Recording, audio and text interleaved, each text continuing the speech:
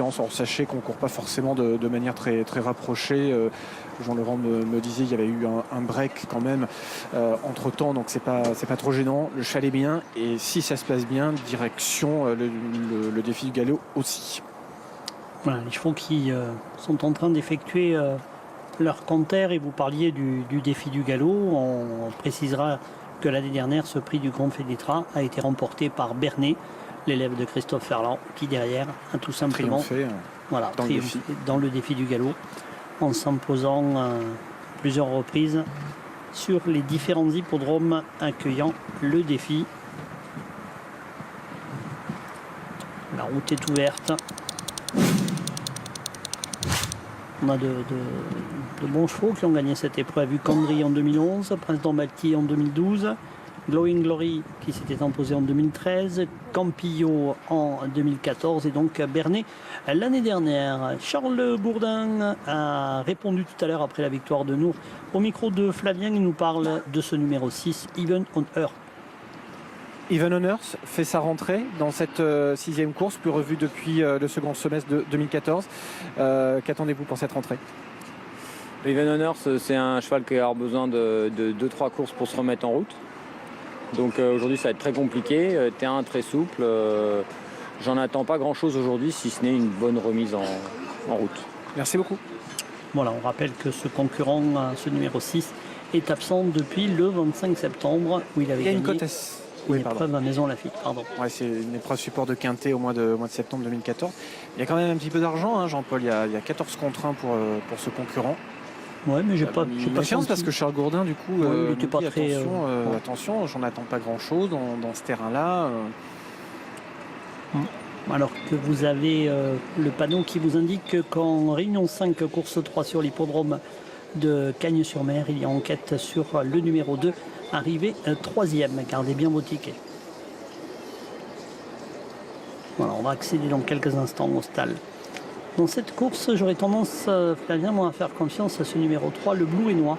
J'ai vraiment l'impression qu'aujourd'hui, c'est vraiment sa course. Et franchement, on le souhaite aussi pour Xavier Thomas de Mézières. J'espère qu'il a un cheval pour le défi. Puis c'est le genre de poulain qu'on aime bien, extrêmement régulier aussi. Même s'il va falloir battre Star Victory, bien sûr, vraiment un bon cheval. Mais attention, parce que lui, il vient d'avoir une course dure à Cagnes-sur-Mer. Hein, donc, ouais. Ils n'ont pas du tout le même profil, tous les deux. Hein, parce que celui de Xavier va effectuer une rentrée. Ouais, mais c'est vraiment un cheval. Et comme j'en parlais récemment à Mont-de-Marsan avec Jean-Laurent Dubord, il a vraiment un effectif. Et c'est vrai, quand on regarde les performances de ses différents concurrents, il a un effectif pour des pistes lourdes. Ah oui, complètement. Oui. Ouais. Mais c'est quelqu'un qui, en général, fait l'impasse sur l'été. Moi, j'en avais discuté avec lui à Aurillac. Donc, il avait eu, je crois, un partant à Aurillac. Et il avait pas couru quasiment, c'était l'année dernière, quasiment pas de partant en juin, juillet, août, jusqu'à mi-septembre. Et il se fixe des objectifs pour l'hiver, c'est-à-dire l'automne et ensuite les mois d'hiver et dans les pistes profondes. Lui, ça gêne pas du tout. Il a quasiment que des origines qui vont dans le lourd. Il a eu beaucoup de tôt ou tard aussi. Il faut le rappeler, les tôt ou tard, ils vont dans les pistes détrempées. Oui, tout à fait. Mais bon. Garçon sérieux qui sait préparer ses engagements et qui, quand il vous parle de ses élèves, se trompe très rarement. Oui, c'est vrai. Il a un très bon jugement sur ses chevaux. Il est souvent assez clair. Bon, c'est un entraîneur. On se souvient, il avait eu notamment Gréras dans ses box, qui a été son premier bon cheval. Un coup d'arrêt. Il y avait eu un bon papier d'ailleurs dans le turf, je crois, il y a une quinzaine de jours, au moment où Star Victory allait courir la Listade à Cagnes.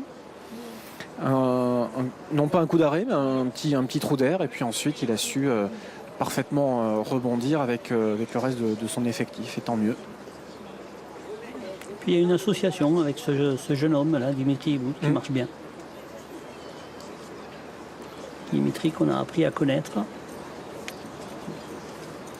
Zakarian Adeline Mérou, 52 kg uniquement. Et Esles va être monté par Xavier Bergeron, Kazakh de Jean-Marie Burézy. Esles qui s'est produit également en Corse et qui reste sur un échec à Marseille. Parti pour les 2000 mètres du prix du Grand Fénétra, notre 6e rendez-vous. Un bon départ d'ensemble avec le numéro 4, Pee-wee Shop, comme il aime à le faire, s'installe en tête. En deuxième position, galope pour le moment le numéro 3, le Blue et Noir. À l'extérieur, Even on Earth, le numéro 6 qui fait sa rentrée. Et troisième, Star Victory, l'As, le favori de l'épreuve, est au milieu du peloton. Devant le numéro 5, Danza Palatina, associé à Jean-Bernard Heckem. Esles, le numéro 2, vient juste derrière. Devant le numéro 7, Zakarian, qui elle aussi fait sa rentrée, absente depuis le 6 décembre. Le tournant de Saint-Cyprien, Pee-wee Shop, toujours en tête, une longueur d'avance sur le 6, Even on Earth. La troisième place pour le numéro 3, le Bleu et Noir, associé à Pierre-Charles Boudot. En quatrième position, galope la Star Victory, montée par Dimitri Ibout. Nous avons un petit peu plus loin encore le 5, Danza Palatina, devant le 2, Esles. Et c'est toujours le numéro 7, Zakarian, l'une des deux femelles au départ de l'épreuve, qui ferme la marche. Pas de changement en face avec Pee-wee Shop qui voit son extérieur venir en deuxième épaisseur. Le numéro 6, Even on Earth, monté par Flavien Garnier. La troisième place à une longueur pour le numéro 3, le Bleu et Noir, Kazakh Cochte-Tierno. Nous avons à l'extérieur complètement l'As Star Victory qui essaye de venir tout à l'extérieur. Esles est dans son dos. Danza Palatina, le numéro 5, un petit peu plus loin. Devant le numéro 7, Zakarian. Tournant final abordé par le numéro 6, Even on Earth, qui reprend seul l'avantage aux dépens du numéro 4, Pee-wee Shop. La troisième place pour la Star Victory, le favori de l'épreuve qui se rapproche, semblant avoir d'énormes ressources. Le numéro 3, le Bleu et Noir, est quatrième, alors que derrière Esles, Danza Palatina et le numéro 7, Zakarian s'annonce maintenant l'entrée de la ligne d'arrivée. Even on Earth qui va rentrer en tête dans la ligne d'arrivée aux dépens du numéro 1, Star Victory, qui vient. Le numéro 3, le Bleu et Noir, qui vient à côté du numéro 4, Pee-wee Shop. Zakarian, le 7, venant en dedans. Even on Earth au poteau des 300 derniers mètres. Là, c'est Star Victory à l'extérieur. Le Bleu et Noir qui lutte maintenant pour les places au poteau des 200. Even on Earth qui a toujours l'avantage sur le numéro 1, Star Victory. Even on Earth détaché à 100 mètres du poteau. Là, c'est Star Victory devant le numéro 3, le Bleu et Noir. Le 6, Even on Earth, effectue une rentrée victorieuse nettement devant l'As Star Victory. La troisième place pour le Bleu et Noir, le 3. Pour Even on Earth qui s'impose de bout en bout ici sous la selle de Flavien Garnier pour l'entraînement de Charles Gourdin. Star Victory prend la deuxième place au dépens du numéro 3, le Bleu et Noir, et du numéro 4, Pee-wee Shop. Voilà pour l'arrivée de ce 6e rendez-vous, le prix du Grand Fénétra. À tout à l'heure. À tout à l'heure pour la suite du programme sur l'hippodrome de Toulouse. Nous nous intéresserons au prix provincial, la 7e course, et vous avez noté l'arrivée 6, As, 3 et 4. Voilà.